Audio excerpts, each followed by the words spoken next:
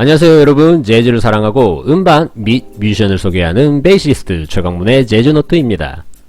오늘도 아주 재미있고 유익한 재즈 뮤지션 한 명을 소개해드리겠습니다.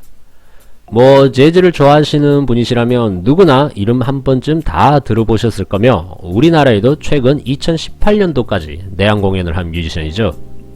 미국의 전설적인 재즈 피아니스트이자 작곡가이며, 시대적으로 맥코이 타이너와 빌 에반스, 그리고 허비 앤콕, 키스 자릿 등과 함께 컨템포러리 재즈 피아노에 가장 영향을 끼친 재즈 피아니스트입니다. 바로 칙 코리아인데요. 이름 때문인지 우리나라의 칙부리의 칙, 그리고 이름의 코리아까지 한국과의 친숙함을 느끼는 대중들도 많으나 실제로 한국과는 아무런 관련이 없다고 합니다. 아무튼 그는 정말 대단한 재즈 피아니스트임은 확실합니다. 1960년대 후반 마일스 데이비스 밴드의 일원으로 재즈 퓨전 탄생에 참여하였으며, 그리고 70년대 퓨전 재즈를 대표하는 그룹 리턴 투 포에버의 리더, 그리고 칙코리아 일렉트로닉 어쿠스틱 밴드 활동, 그리고 92년도에는 자신의 레이블인 스트레치 레코드를 설립하기도 했습니다. 또한 그는 80년대와 90년대에 걸쳐 콜라보레이션을 진행, 다양한 음악 스타일들을 탐구하였으며 여러 사회 문제에 대한 홍보 및 모금 활동으로도 유명합니다. 칙코리아는 그래미 어워드를 무려 23회나 수상하였으며 60회 이상 후보에도 올랐다고 하네요. 너무 화려한 경력들이 많으나 짧게나마 설명해드리고 있는데요.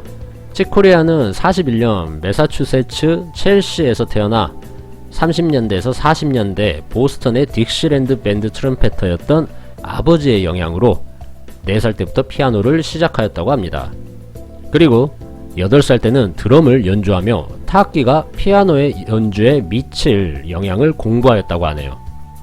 고등학교 때부터 공연을 시작하였는데 뉴욕으로 이주하여 아이비리그 중 하나인 컬럼비아 대학교에서 한 달, 또 줄리어드 음대에서 6개월 동안 음악 공부를 하였지만 학교에서의 공부에 실망을 한 뒤 뉴욕시에서 쭉 머물며 살았다고 합니다.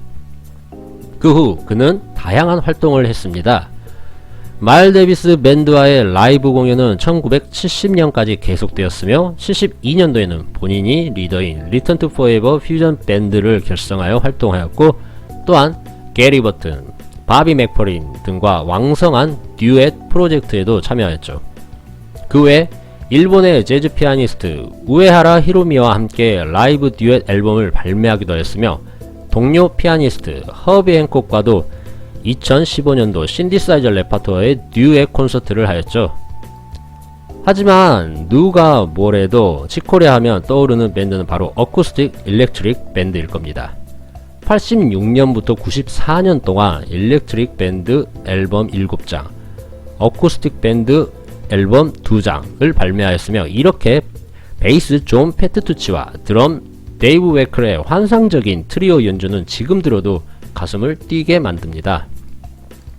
제가 여러분들께 소개해드릴 음반은 너무 좋은 앨범이 많기에 고민하다가 2011년 일본 유니버설 발매, 칙코리아와 에디 고메즈 그리고 폴 모션이 함께한 Further Exploration 이라는 앨범입니다. 이 앨범은 2010년 뉴욕 블루노트에서 가졌던 공연 실황을 담고 있으며, 거장 빌 에반스의 영향을 받은 칙코리아와 과거 빌 에반스와 함께 연주했던 에디 고메즈, 폴 모션과의 연주라는 점에서 아주 큰 의미를 지니는 앨범입니다. 또한 그날의 공연 자체가 빌 에반스에 대한 트리뷰트, 즉 헌정의 의미가 담긴 공연이었기도 했는데요. 제가 실은 뉴욕에서 유학 시절 이 공연을 직접 라이브로 봤던 공연이기도 하기에 정말 추억이 새록새록 나는 공연이기에 꼭 여러분들에게 추천해드리고 싶습니다.